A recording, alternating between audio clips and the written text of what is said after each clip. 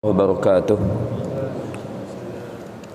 Alhamdulillahi rabbil alamin, wassalatu wassalamu ala asrafil anbiya wal mursalin sayyidina wa maulana Muhammadin wa ala alihi wa sahbihi ajma'in. Allahumma salli ala sayyidina Muhammadin tibbil qulubi wa dawaiha wa afiyatil abdani wa shifaiha wa nurul absari wa dhiyaiha wa kutil arwahi wa ridaiha wa ala alihi wa sahbihi wa sallim. Allahumma bihaqqi sayyidina Muhammad wa ala ali sayyidina Muhammad, ya salam salimna bihaqqi sayyidina Muhammad. Amma ba'du, hadirin rahimakumullah, bil khusus para alim, para ulama, jamaah pengajian subuh keliling atau kegiatan subuh keliling Nurus Sobah Kabupaten Kayong Utara, rahimakumullah, Bapak Ibu sekalian. Mudah-mudahan kita semua ini mendapatkan taufik hidayah rahmat Allah Subhanahu wa taala, amin ya rabbal alamin, dalam keadaan sihat wal afiat, dalam ibadah kepada Allah Subhanahu wa taala. Alhamdulillah, puji syukur kepada Allah. Bersyukur kita kepada Allah Subhanahu wa taala atas nikmat iman, Islam, nikmat sehat, dapat melaksanakan kegiatan subuh keliling ini dengan istiqomah. Mudah-mudahan kegiatan ini menjadi kelaziman kita, kebiasaan kita sampai kita meninggal, sampai akhir hayat kita, dalam suasana mengikuti kebaikan-kebaikan. Baik kebaikan itu yang dilaksanakan berkelompok, ya, seperti kegiatan pengajian begini, maupun kebaikan-kebaikan yang kita lakukan sendiri atas tambahan amal ibadah kita untuk persiapan menghadap Allah Subhanahu wa taala. Bersyukur sekali lagi atas nikmat sehat pada subuh ini. Ini nikmat paling penting setelah iman dan Islam. Itu nikmat sehat, Bapak Ibu sekalian.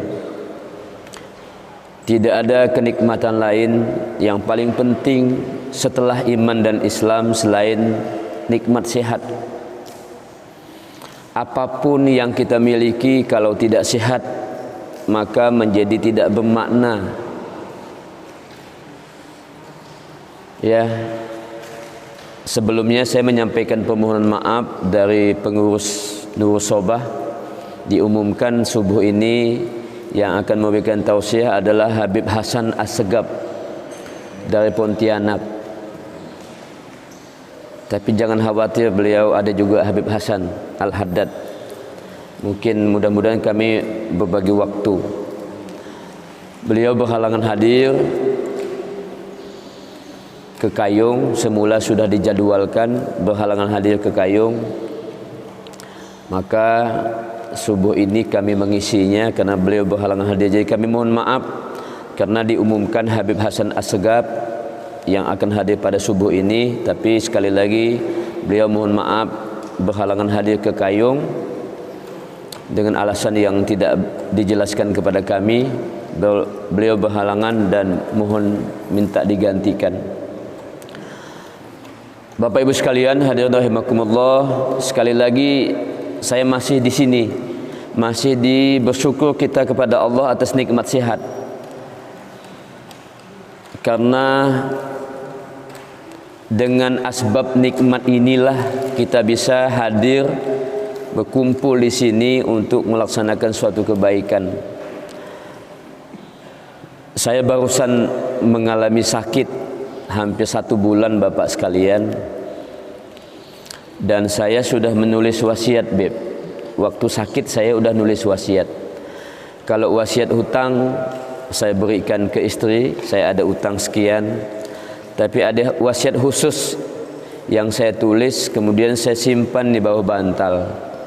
Sewaktu-waktu kalau Allah panggil saya, mungkin orang berkemas gitu kan, orang bisa membuka bantal itu dan menemukan wasiat itu. Tapi tanggal 23 Oktober pas saat itu saudara kita Bapak Haji Syairoji meninggal hari Jumat 23 Oktober, maka saya ingat, Pak, saya jam 4 dinyatakan sudah negatif. Saya jenazahkan keluar, maka wasiat di bawah bantal itu saya sobek. Karena itu wasiat itu mesti orang baca mungkin kalau saya sudah meninggal. Ini soal kesehatan, Pak.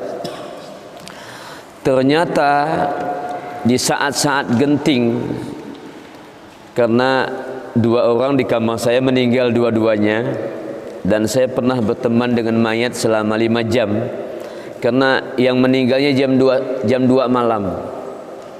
Yang meninggal itu, Pak, jam 2 malam. Saya tidak membesar-besarkan berita corona, enggak. Yang saya lihat saja, yang saya 21 hari di rumah sakit ini pun juga masih bingung apa corona atau bukan. Yang penting sakit aja lah. Jam 2 orangnya kayak gemetaran gitu, seperti orang nak meninggal. Cuman saya tidak bisa karena infus saya kiri dan kanan. Orangnya sampai mau beringgut ranjang dia itu. Saya bimbing jauh, saya pikir ini orang mau meninggal memang. Saya la ilaha illallah, Allah, dari jauh sekitar 3 meter. Karena satu kamar itu cuma berdua. Allah, Allah, mungkin sekitar 5 sampai 10 menit saya bimbing, langsung diam, nampaknya meninggal. Dan betul meninggal. Betul meninggal. Meninggalnya jam 2, Pak, jam 2 malam. Dievakuasi mayatnya itu jam 7. 2, 3, 4, 5, 6, 7. 5 jam saya berteman hanya berdua dengan mayat. Kenapa petugas belum datang? Karena shiftnya, jamnya habis. Petugas harus pakai APD. Harus pakai APD. Dan yang petugas pagi yang jam 6 baru mengambil mayat itu. Padahal saya udah lapor 2-3 kali, Pak, Bu, kayaknya ada mayat di ruangan saya. Dia hanya jawab, Pak, untuk dilakukan petugas selanjutnya. Jam 7 baru mayat itu dievakuasi. Padahal mayatnya jam 2 meninggal.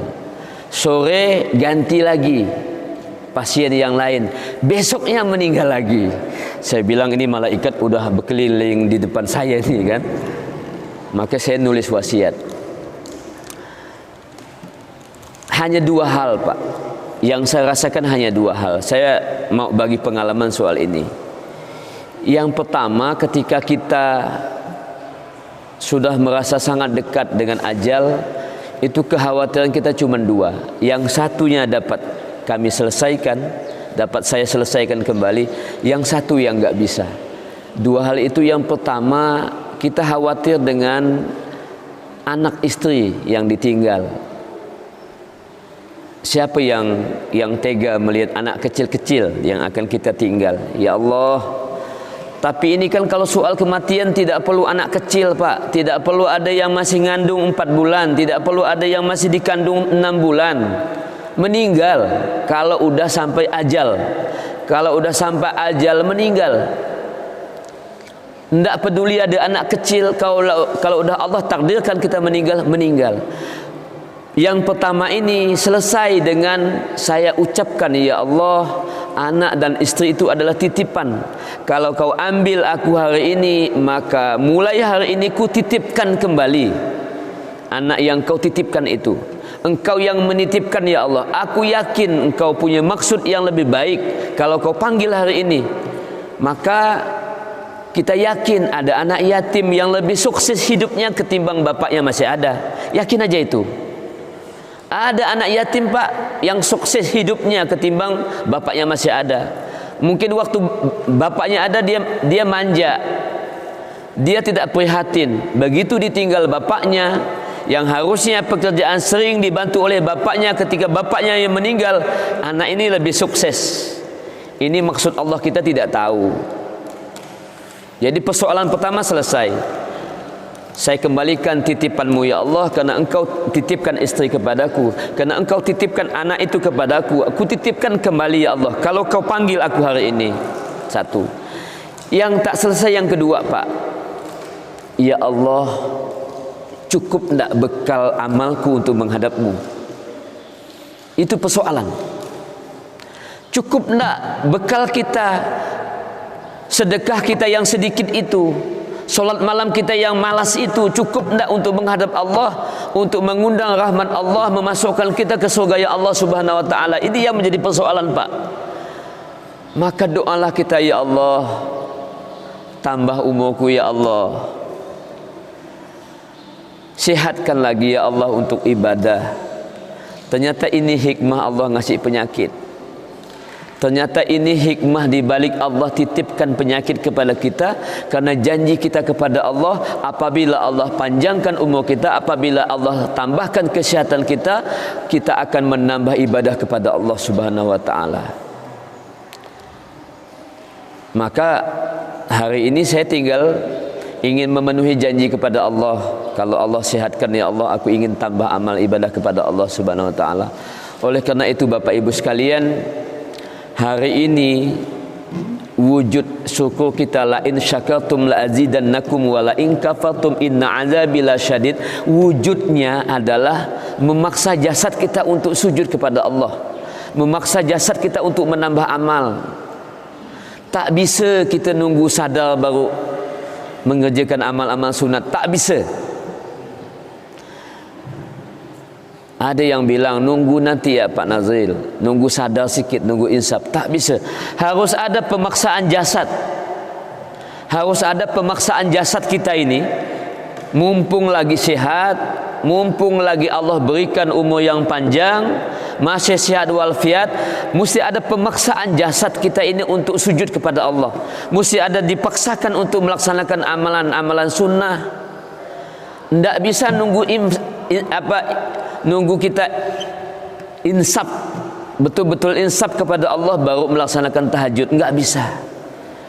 Kalau hari ini bertambah umur, enggak tahu Bapak Ibu sekalian, saya enggak tahu jam berapapun saya tidur. Kalau udah jam 3 udah enggak bisa tidur saya. Jam 3 subuh udah enggak bisa tidur. Saya sampaikan ke kawan saya, Kiai Sayroji namanya, kebetulan namanya sama di Jakarta. Bangun jam 3 kemudian nggak bisa tidur lagi, itu merupakan anugerah Allah. Udah jangan paksakan tidur lagi, tambahkan amalan, tambahkan ibadah kepada Allah. Untuk apa? Untuk kita memaksakan jasad kita ini menambah amal ibadah kepada Allah Subhanahu wa taala. Tak bisa nambah usia, baru nambah usia nanti kalau kita udah akan menambah amal, umpama membaca Al-Quran 1-2 halaman per hari. Mulaikan hari ini. Maka Habib Fahmi pernah memberikan tausiah waktu di musola dekat Pak Irwin. Itu malam sebelumnya tausiah di rumah Bupati ketika 7 hari meninggalnya Ibu Bupati. Beliau tausiah yang saya ingat, lazimkan kebaikan sekecil apapun. Kelak mudah-mudahan kita meninggal sedang melazimkan kebaikan yang kita biasakan. Contoh, membaca Al-Quran habis sholat, walaupun 1 halaman, lazimkan. Bahasa kita biasakan, paksakan, mulaikan saat ini, jangan ditunda. Mulaikan nambah amal itu, jangan ditunda. Insya Allah tambahan amal itu, lazimkan kebaikan itu, Allah wafatkan kita sedang dalam kelaziman kebaikan yang kita laksanakan. Mungkin wafatnya habis membaca Al-Quran. Saya barusan dapat kabar, kawan sekelas Pak, kawan sekelas kuliah. Mungkin di sini ada yang kenal dengan anak Pak Sa'ari Marwan, dulu Kepala Dinas Pendidikan Ketapang. Anak Pak Sa'ari Marwan, istrinya Ibu Sutirah, anggota DPRD dari Partai Golkar, perempuan. Dulu waktu perempuan belum jadi anggota DPR, ibunya udah menjadi anggota DPRD Ketapang, Ibu Sutirah. Suaminya Pak Sa'ari Marwan. Anaknya teman saya kuliah, namanya Muhammad Azraki. Kalau MTQ kemana-mana, karena dia di Kesra bagian agama, tidak pernah ketinggalan. Kebetulan menikah dengan orang Gresik, bulan Oktober pindah ke Jawa, ikut istri, karena istri punya pondok peninggalan bapaknya. Bapaknya kiai, meninggalkan pondok dengan wasiat untuk diasuh oleh anaknya. Anaknya tunggal, perempuan. Menikah dengan Az-Zaki, diharapkan menantunya ini dapat mengasuh pondok pesantren. Dia PNS, Oktober pindah ke Gresik. Mulai Oktober karena mertuanya meninggal bulan September. Az-Zakinya pindah ke Gresik, pamitan, buku-bukunya, buku bacaannya diwakafkan ke Masjid Al-Ikhlas Kabupaten Ketapang. Tapi atas takdir Allah, baru 7 hari yang lalu Az-Zaki meninggal. Ya, meninggal karena penyakit yang sekarang sedang melanda di Gresik, zona merah di sana. Bayangkan Bapak, kelazimannya adalah membaca Al-Quran. Beliau meninggal sesaat setelah menutup Al-Quran, dan Al-Quran masih di dadanya. Beliau tumbang, Al-Quran masih di dadanya, karena dia membaca Al-Quran, tumbang dengan Al-Quran yang terbuka. Al-Quran di dadanya, kemudian dibawa ke rumah sakit, 15 menit kemudian meninggal. Itu artinya lazimkan kebaikan, insya Allah kelak kita meninggal sedang dalam kebaikan yang kita lazimkan. Masya Allah, Bapak Ibu sekalian. Oleh karena itu, tausiah singkat ini saya mohon berbagi dengan Ustaz Hasan. Saya mengemukakan tingkatan amal ibadah kita kepada Allah Subhanahu wa taala. Bapak Ibu sekalian, kita berharap kelak kita di surga berdampingan dengan Rasulullah. Amin ya rabbal alamin. Contoh kata Rasulullah, aku dan yang pengasuh anak yatim di surga seperti ini. Rasulullah bersabda, artinya berdampingan. Maka ara'aital ladzi yukazzibu biddin fazalikal ladzi yad'u yatim wa la yahuddu ala ta'amil miskin. Dalam Al-Qur'an sangat di antara orang yang memasukkan agama, salah satunya adalah menghardik anak yatim, memakan harta anak yatim, ya, tidak peduli dengan anak yatim. Maka ya Rasulullah SAW, aku dengan anak yatim, dengan yang peduli terhadap anak yatim di surga seperti 2 jari yang berdampingan. Kita semua mengimpikan kelak di surga berdampingan dengan Rasulullah SAW. Tapi wallahu alam bisawab, apakah seperti itu? Maka dikatakan oleh Syekh Al-Ghazali, bukan Imam Al-Ghazali, ada ulama dari Mesir namanya Syekh Al-Ghazali, ya, salah satu pengarang buku La Tahzan, jangan takut. Itu mengatakan minimal kita dapat melihat tingkatan ibadah kita kepada Allah itu dengan beberapa tingkatan, dengan beberapa kelas. Yang pertama, kalau bisa kelas Rasulullah, kelas Nabi Muhammad sallallahu alaihi wasallam. Tapi kita umatnya, lihatlah Rasulullah untuk sholat aja kakinya sampai bengkak. Sholat Rasulullah kakinya sampai bengkak. Mudah-mudahan ada juga yang di sini yang sholat kakinya sampai bengkak. Tapi kita bengkak biasanya bukan kena sholat, tapi asam urat, gitu kan? Rasulullah Shallallahu Alaihi Wasallam yang akan kita ikuti, yang kita akan impikan surganya, yang berdampingan dengan Rasulullah itu, pertama kalau ibadahnya, kalau perjuangannya, sholat kakinya sampai bengkak. Ada seorang sahabat, mohon maaf saya lupa namanya, ya saya tidak akan mengarang namanya, ikut Rasulullah sholat, sehabis Al-Fatihah Rasulullah membaca Alif Lam Mim Zalikal kitabul la ghaiba fihi hudal lil muttaqin. Dalam perkiraan sahabat ni paling pakai ulaika ala hudam mir rabbihim wa ulaika humul muflihun. Begitu, ini kan Al-Baqarah Pak. Al-Baqarah itu 200 ayat lebih. Begitu beliau ikut menjadi makmum, tapi bukan berjamaah ramai begitu, maka setelah Al-Baqarah ayat 5 lewat ayat 10, dalam fikirannya mungkin paling-paling sampai ayat 56. Lewat ayat 56 sampai selesai Al-Baqarah, Rasulullah belum ruku. Bahasa kita besok-besok ada mau ikut Rasulullah lagi, jerak bahasa kita. Tetapi itulah solatnya Rasulullah sampai bengkak kakinya untuk taat dan sujud kepada Allah Subhanahu wa taala. Bapak Ibu sekalian, sanggup kita? Insya Allah bahasa kita tidak sanggup. Kalau kelas ibadah kita tidak sanggup ikut Rasulullah, ayo kita turunkan. Ikut siapa? Ikut sahabat. Ikut sahabat. Ibadah kita ikut sahabat, perjuangan kita ikut sahabat. Sanggup kita? Lihat perjuangan Abu Bakar As-Siddiq ketika menemankan Rasulullah untuk hijrah dari Mekah menuju Madinah, sambil sembunyi-sembunyi supaya tidak kelihatan kaum kafir Quraisy. Coba lihat Abu Bakar As-Siddiq sampai di Gua Hira, itu Abu Bakar menampung Rasulullah. Bahasanya saking capeknya Rasulullah duduk di pahanya Rasulullah.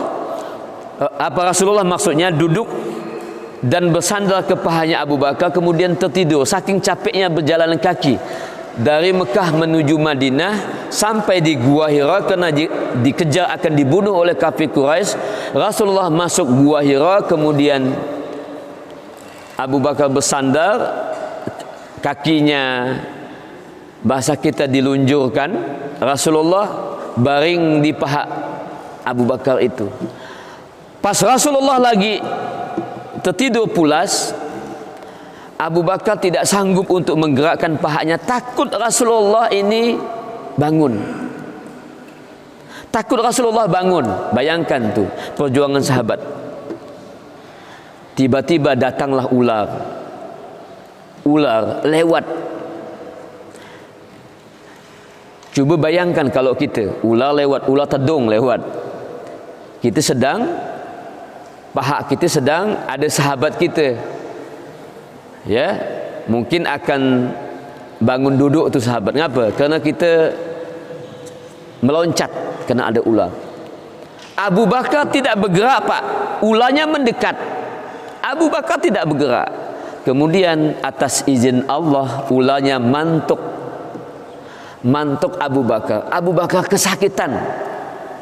kesakitan sampai air matanya jatuh ke pipi Rasulullah SAW. Rasulullah terbangun, Pak, langsung bertanya, wahai Abu Bakar, ada apa? Kenapa engkau menangis? Ternyata Abu Bakar kesakitan menahan di patuk ular. Karena takut apa? Kalau dia menggerakkan kakinya, Rasulullah bakal terbangun. Ternyata atas izin Allah Rasulullah juga terbangun karena air matanya jatuh ke pipi Rasulullah karena asbab digigit ular. Itu pesahabat, itu perjuangan Rasulullah, perjuangan sahabat, Bapak Ibu sekalian, untuk memperjuangkan agama. Abu Bakar, sanggup kita seperti itu? Mungkin tidak. Lihat lagi Utsman bin Affan, sahabat yang paling kaya itu, Utsman bin Affan. Ketika terjadi peperangan, maka terjadilah para petani tidak bisa menjual kurma. Petani di Mekah, petani di Taif, petani di Madinah tidak bisa menjual kurma. Terjadi peperangan di zaman Rasulullah. Akhirnya kurmanya membusuk karena tidak bisa dijual oleh Abu Bakar dengan tujuan supaya miskin. Karena Utsman bin Affan suatu ketika mendengarkan tausiah Rasulullah bahwa kelak yang akan dihisab paling terakhir masuk surga itu adalah orang-orang kaya, kata Rasulullah. Kalau orang kaya hisabnya ada dua. Yang pertama, hartanya didapat dari mana, dibelanjakan untuk apa. Jadi pertanyaannya dua. Kalau orang kaya, hisabnya ada dua. Hartanya didapat dari mana, digunakan buat apa. Jadi kata Rasulullah, orang kaya masuk surganya agak belakangan. Utsman bin Affan sedih menangis. Bagaimana caranya supaya dia miskin? Supaya dia miskin, ketika terjadi peperangan itu, Utsman bin Affan ngambil uangnya semua, membeli kurma-kurma busuk yang tidak bisa dijual oleh petani karena peperangan itu. Membeli kurma-kurma busuk. Semua kurma busuk yang ada di petani itu dibeli oleh Utsman bin Affan. Dibeli dengan tujuan apa? Supaya dia miskin, supaya hisapnya ringan. Masya Allah, supaya hisapnya ringan. Ini sahabat Pak. Habis dibeli, habis uang Utsman bin Affan untuk membeli apa? Membeli kurma yang busuk itu. Tapi atas izin Allah, ketika kurma busuk itu sudah berpuluh gudang, datanglah muncul bantuan Allah lagi Pak, supaya tidak miskin. Karena ini kaya tapi Allah ridha gitu kan. Dari ada dalam sirah Nabawiyah disebutkan ini penyakit dari Yaman, atau mengatakan ada juga penyakit dari Mesir. Penyakit ini obatnya tak ada lain, adalah disapui kurma busuk, baru sembuh. Jadi utusan ini Pak pergi ke Mekah cari kurma, tak ada, semua sudah dibeli Utsman bin Affan. Nah, utusan ini datanglah ke Utsman bin Affan untuk membeli kurma busuk yang sudah digudangkan oleh Utsman bin Affan, dibeli dengan harga 10 kali lipat untuk dibawa ke negara yang obat penyakit itu tak ada lain adalah pakai kurma busuk. Wallahu a'lam bishawab.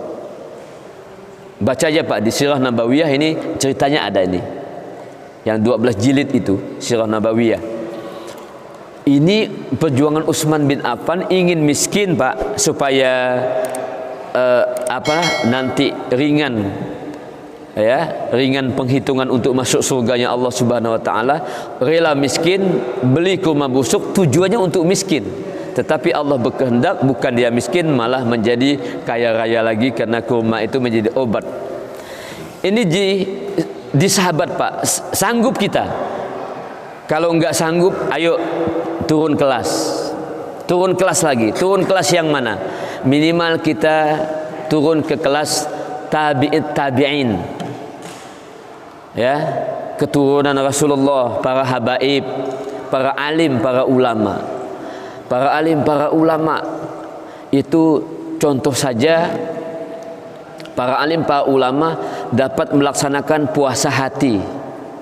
Puasanya tidak puasa am, tidak hanya puasa mulut, tidak makan dan tidak minum, tetapi juga puasa hati. Puasa hati dari tidak iri, tidak dengki dan lain sebagainya. Ini adalah puasa-puasa tabi'in, para alim, para ulama, keturunan Rasulullah, para habaib yang dekat kepada Allah Subhanahu wa taala. Puasanya mulai dari fisik sampai batin, melaksanakan puasa ini. Kalau enggak mampu, ini kelas ketiga, ayo turun lagi, turun keempat, masaikh, para ulama yang bersih batinnya. Contohlah di Indonesia yang agak terkenal, ingat Syekh Khalil Bangkalan. Syekh Khalil Bangkalan untuk ibadah Pak, kita tidak usah menceritakan zikirnya dulu, tidak usah menceritakan zikirnya, jangan menceritakan tahajudnya dulu. Ayo kita melihat Syekh Khalil Bangkalan dalam melakukan, karena dia petani, saya mengistilahkan dia menanam padi dapat 1 hektar Pak. Padinya bagus, berbuah. Ternyata Syekh Khalil Bangkalan hanya mengambil padinya itu 1/2 hektar. Santrinya bingung, Kiai, itu masih ada yang 1/2 hektar. Kenapa Kiai cuma ngambil 1/2 hektar? Apa Kiai bilang? Yang 1/2 hektar itu untuk pipit, untuk tikus, untuk makhluk Allah yang lain. Mudah-mudahan ada yang butuh, tuh ambil untuk makhluk Allah yang lain. Saya ngambil 1/2 hektar saja. Itu Syekh Khalil Bangkalan Pak. masyayikh yang terkenal di Indonesia dulu. Nah, itu untuk melakukan hal seperti itu. Itu yang kelas 4. Kalau enggak mampu juga Pak kelas 4, turun lagi ke kita kelas 5. Kita ikut sahabat kita, guru-guru kita yang soleh, ustadz-ustadz kita yang dapat kita contoh untuk melakukan ibadah kepada Allah Subhanahu wa taala. Minimal ada amalan-amalan, kelaziman kita. Mungkin habis solat. Contoh dalam hadis Nabi Rasulullah SAW, pas ini kan kita subuh yang kedua bulan Rajab, maka doa kita kan Allahumma barik lana fi Rajab wa Sya'ban wa balighna Ramadan. Kita minta cukupkan 2 bulan lagi kita akan memasuki bulan Ramadan, gitu kan. Ada malam, salah satunya malam pertama, malam kemarin, yang doa kita, istighfar kita akan diijabah, akan diampunkan oleh Allah Subhanahu wa taala. Bunyi istighfarnya menurut ulama yang paling baik adalah Rabbighfirli warhamni wa tub alayya. 70 kali setelah solat subuh, 70 kali setelah solat isya malam. Maka kalau kita mau ikut yang kelas 5, minimal amalkan ini habis isya 70 kali. Kecil, tidak sampai 30 menit. Rabbighfirli warhamni wa tub alayya. 70 kali. 70 kali habis isya, 70 kali habis solat subuh. Atau saya juga ada diberi ijazah Pak dari Kalimantan Selatan, ya, membaca Allahumma bihaqqi Sayyidina Muhammadi wa ala ali Sayyidina Muhammad, ya salam salimna bihaqqi Sayyidina Muhammad. Kalau ini kebaikan dan boleh diijazahkan, karena saya diijazahkan, boleh juga memberikan amalan ini kepada orang lain. Amalkan ini 11 kali setelah solat fardu. Mudah Pak, mudah kan? Allahumma bihaqqi, ayo ikut sama-sama. Allahumma bihaqqi Sayyidina Muhammad wa ala ali Sayyidina Muhammad, ya salam salimna bihaqqi Sayyidina Muhammad. 11 kali aja Pak. Allahumma bihaqqi Sayyidina Muhammad wa ala ali Sayyidina Muhammad, ya salam salimna bihaqqi Sayyidina Muhammad. 11 kali. Ini upaya untuk menuju kelas 5. Kelas 5 Pak ini. Kita nggak bisa ikut Rasulullah, nggak bisa ikut sahabat. Amalnya nggak bisa ikut zuriat Rasulullah, tidak bisa ikut tabi'in, tidak bisa ikut masyayikh para ulama, ikut guru kita yang memberikan ijazah, yang memberikan amalan. Amalkan ini. Atau di saat-saat begini Pak, tapi jangan berharap di saat begini pasti tidak kebagian penyakit. Kita dianjurkan untuk membaca minimal 11 kali adalah hasbunallah wa ni'mal wakil, ni'mal maula wa ni'man nasir, la haula wa la quwata illa billahil aliyyil azim. Itu zikir Nabi Ibrahim Pak ketika akan dicampakkan ke dalam api. Itu zikir Nabi Ibrahim. Hasbunallah wa ni'mal wakil, ni'mal maula wa ni'man nasir, wa la haula wa la quwata illa billahil aliyyil azim. Mesti ada zikir-zikir yang dapat menambah amal kita kepada Allah Subhanahu wa taala. Kalau kuat lagi, ditambah lagi. La ilaha illa anta subhanaka inni kuntu minaz zalimin. La ilaha illa anta subhanaka inni kuntu minaz zalimin. 11 kali juga. Itu zikir siapa? Zikir Nabi Yunus ketika Allah takdirkan dia dimakan oleh ikan. Di dalam perut ikan itu dia berzikir kepada Allah. Ya, di tengah kegelapan di dalam perut ikan, Allah dengar zikirnya. Dengan izin Allah Subhanahu wa taala, ikan itu ke tepi, memuntahkan Nabi Yunus ke tepi pantai, dan Nabi Yunus selamatlah dari dalam perut ikan yang Allah takdirkan memakan Nabi Yunus itu. Artinya apa Pak? Hikmah di sini, di tengah kegelapan, di tengah kesepian, dimanapun kita berzikir kepada Allah, kita berdoa kepada Allah, Allah maha menyaksikan, Allah maha melihat, Allah maha mengabulkan doa kita. Jikapun kalau udah berzikir seperti ini, ya, saya juga pas ketika membuka TVRI menyaksikan Ustaz Yusuf Mansur sedang mengajarkan doa ini. Seminggu kemudian terdengar kabar bahwa beliau positif. Artinya apa? Orang yang ngamalkan pun juga belum tentu juga. Tapi ini bukan untuk melepaskan. Karena boleh jadi penyakit yang Allah titipkan itu, sekali lagi Bapak Ibu sekalian, adalah untuk pelajaran buat kita. Dia sayang kepada umatnya, nah, kan? Kalaupun tidak sampai sembuh, Allah panggil juga. Semua ini adalah hikmah yang mengetahui, maha mengetahui atas hikmah ini semua adalah Allah Subhanahu wa taala yang menguasai jiwa dan fisik kita. Oleh karena itu Bapak Ibu sekalian, sekali lagi, kalau bisa tidak usah kelas 6 lah. Udahlah, kalau bisa paling rendah kelas 5 saja.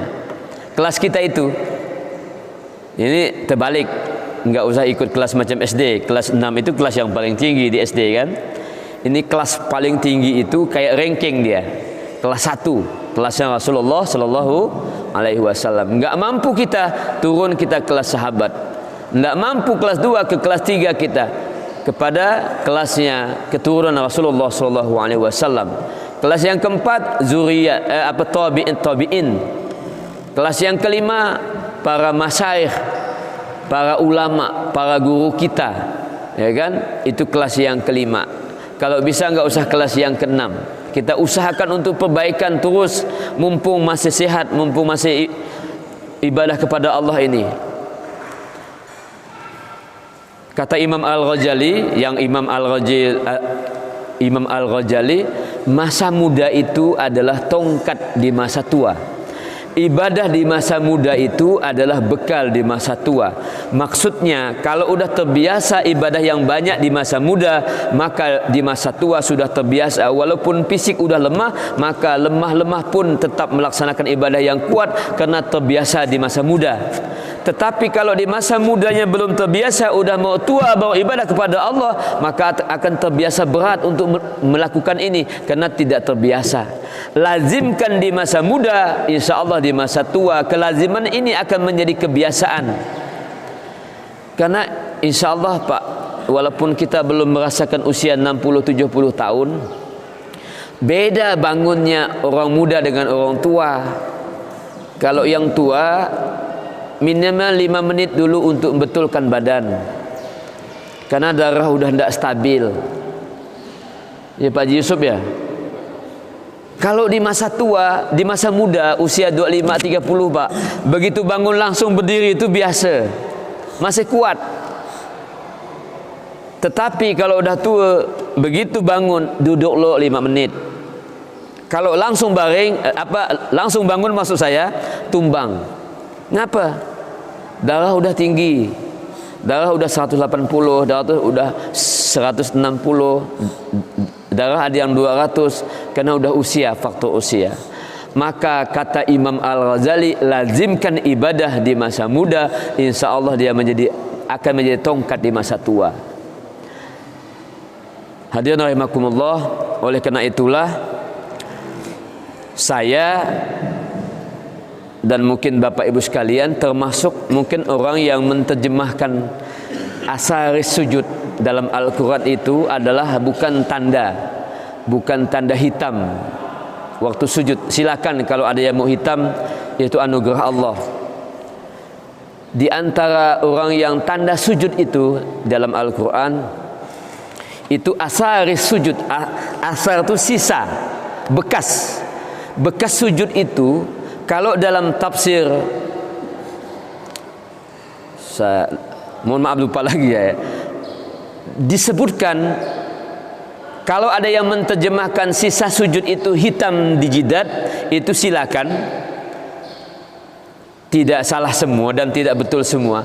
Tapi saya sangat memahami, menyetujui tafsiran itu seperti yang dikemukakan oleh Quraisy Shihab. Ashar sujud itu adalah peninggalan waktu kita hidup, Pak. Peninggalan waktu kita hidup, artinya berkah. Mungkin masjid yang kita bangun, mungkin ada sekolah yang kita bangun, mungkin ada pondok pesantren yang kita wakafkan, ada tanah. Itu adalah peninggalan waktu kita masih hidup, yang kelak ketika kita mati menjadi asbab orang menyebut nama kita walaupun kita sudah mati. Ini masjid dibangun ketika bapak ini. Padahal kita sudah meninggal 10 tahun yang lalu. Tapi menjadi asbab amal jariah yang kita bangun. Maka walaupun 10 tahun yang lalu kita meninggal, masjid tempat kita beribadah waktu kita hidup itu disebut. Itu namanya ashar sujud, peninggalan. Atsar, bekas sujud. Bekas sujud, tafsir yang lebih luas itu adalah karya kita waktu masih hidup, apa yang kita lakukan. Boleh jadi karya kita adalah anak keturunan yang soleh solehah. Keturunan kita ada yang jadi alim ulama pula, ya kan? Memberikan tausiah, memberikan perbaikan amal ibadah untuk umat gitu. Disebut inilah peninggalan dari anak si A si B. Oleh karena itu, terakhir ini saya mohon dukungan Bapak Ibu sekalian. Saya ada gerakan di Kayung, Pak. Jangan sebut namanya dari organisasi lah, saya enggak. Sebab yang kami bantu itu pun tak pakai nama organisasi. Kebetulan saya bertanggung jawab dunia akhirat untuk gerakan ini. Saya buat gerakan koin, Pak. Sekarang udah 100 juta lebih uang terkumpul. 1.000 rupiah pun tidak kami gunakan untuk beli minuman. Tidak kami gunakan untuk beli bensin, untuk rapat, tidak. 100% buat umat. Kita belanja, pasti belanja kita tuh tidak pernah genap. Kita bawa uang 50.000, belanja kita 49.700. Betul kan begitu kan? 49.700. Si kasir nanya, "Pak, Bu, yang 300 donasi ya?" Donasi ya? Kita ngangguk, Pak. Ya. Kenapa? Menganggap uang 300 tidak penting. Buat apa? Beli kuyum ya tak bisa. Duit 300 tak penting zaman sekarang. Atau jika pun Bapak bawa masuk kocek, disimpan di atas pak ganding. Kalau rumahnya pakai belian. Lain kalau rumahnya udah pakai besi, tidak ada pak ganding lagi. Disimpan di pak ganding. Buat apa? Karena uang 300 itu tidak penting. Maka saya berpikir mulai hari itu, Pak, mulai hari itu, ini inisiatif saya. Ini umat banyak, kenapa kita tidak buat lembaga masal apapun namanya. Mulai hari ini saya titip kotak-kotak kecil di rumah-rumah. Saya buat koin namanya kotak impak. Kotak impak. Saya punya target satu kecamatan 1.000 saja. 1.000 kotak, Pak. 1.000 kotak. Bapak nggak usah ngisi banyak, 10.000 ya sebulan. 1.000 kali 10.000, maka kita dapat uang 10 juta, Pak, satu bulan. Kalau 5 kecamatan, pulau nggak usah kita hitunglah, jauh benar. 5 kecamatan aktif, 10 juta per bulan satu kecamatan, maka 5 kali 5, maka dapat uang 50 juta per bulan. 1 tahun kita udah punya dana 620 juta. Mungkin 2-3 tahun mungkin bisa kita dirikan rumah sakit Islam, Pak. Jangan-jangan bisa ini. Ini harus optimis, Pak. Tidak boleh mimpi, tidak boleh cuman mimpi. Jangan-jangan bisa. Buktinya Nurul Sobah nih, Pak. Nurul Sobah ini udah nyetor 2 kali. Baru sekitar 3 juta lah. Nurul Sobah sudah nyetor 2 kali. Artinya saya mengucapkan terima kasih sumbangan Bapak Ibu sekalian. Cuman yang pertama amanah, nggak boleh ada khianat. Saya udah sumpahkan 1.000 rupiah pun saya tidak buat untuk rapat, untuk konsumsi, untuk transportasi, enggak. Ini kembali untuk umat. Dari sekarang udah 100 juta lebih, baru kami keluarkan tidak kurang dari 10 juta. Itu pun untuk santunan anak yatim. Sama gerakan 1.000 Iqra, kami belikan ke buku Iqra tu, Pak. Kami edarkan ke kampung-kampung sampai ke Matan. Untuk apa? Untuk anak-anak belajar ngaji, buku Iqra, dalam rangka pemberantasan buta huruf Al-Quran. Mungkin Bapak Ibu sekalian bisa bantu ini, mudah-mudahan, tapi tidak dipaksakan. Kalaupun tidak mau, tidak apa-apa. Ya, kami tetap jalan saja, yaitu koin kotak infak yang bergerak untuk semua umat. Insya Allah, kalau memang udah banyak, tapi kami tidak dapat uang langsung habiskan. Paling banyak didapat 10%, baru dibantukan kepada yang lain. 90%-nya simpan dulu. Siapa tahu uangnya yang saya impikan tadi dapat 600-700 juta. Itu ndak banyak, Pak. Sekalian mengubah mindset masyarakat, infak tak perlu lagi menunggu lebih uang. Kalau nunggu lebih uang sampai kiamat, takkan pernah orang tu merasa kelebihan uang. Infak cukup dengan uang sisa dari warung, masukkan ke kotak itu. Dari tetangga ada, ketimbang disimpan di pak-pak ganding, masukkan ke dalam kotak itu.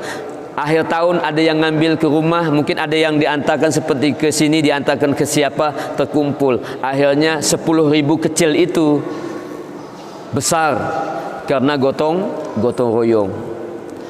Ya, kalau ada yang masih pesimis, tidak apa-apa. Yang pertama kali, nanti optimis, Pak. Kalau ada gerakan umat seperti ini, tapi ramai sekabupaten Kayong Utara, kami pakai relawan. Relawannya dikasih ongkos BBM. Dari mana? Bukan dari situ. Ada bantuan Pemda, kami gunakan untuk itu biayanya. Gitu kan? Terkumpul nanti untuk umat. Inilah mudah-mudahan cita-cita ini, kalau ini bergerak, kalau ini dimasifkan, dikuatkan, insya Allah impian kita untuk dirikan rumah sakit gitu ya. Kenapa kita tidak pernah berusaha untuk dirikan rumah sakit? Gitu Bapak. Bisa. Yang pertama mesti kuat, ini mesti aktivis. Yang kedua optimis, tidak boleh lemah. Bisa. Tidak apa-apa ngambil 10.000. Yang penting nggak ada pengkhianatan. Seperti koperasi yang kemarin yang dihebohkan itu kan pengkhianatan namanya, insya Allah. Itu aja Bapak Ibu sekalian. Udah siang hayal saya, Beb. Hayal Beb ini. Mau disambung, Beb? Iya, saya minta doa saja dengan Beb. Ya, ini saja Bapak Ibu sekalian. Pertama, ayo amal ditingkatkan. Saya bukan tausiah, ini hanya bagi pengalaman saat saya sakit, saat saya udah nulis wasiat. Saya tulis dah wasiat tuh Pak, wasiat utang, wasiat apa, karena yang di samping saya meninggal dua-duanya. Saya tulis, inilah yang dapat saya bagikan. Mungkin ada hikmah di balik sakit yang Allah titipkan. Ya, mudah-mudahan, saya mohon maaf jika ada hal yang tidak berkenan atas apa yang saya sampaikan ini. Mudah-mudahan menjadi inspirasi, menjadi tambahan iman, menjadi tambahan bekal kita, bahwa saat inilah kita mesti menambah ibadah kepada Allah. Jangan tunggu tua, jangan tunggu usia bertambah dan lain sebagainya.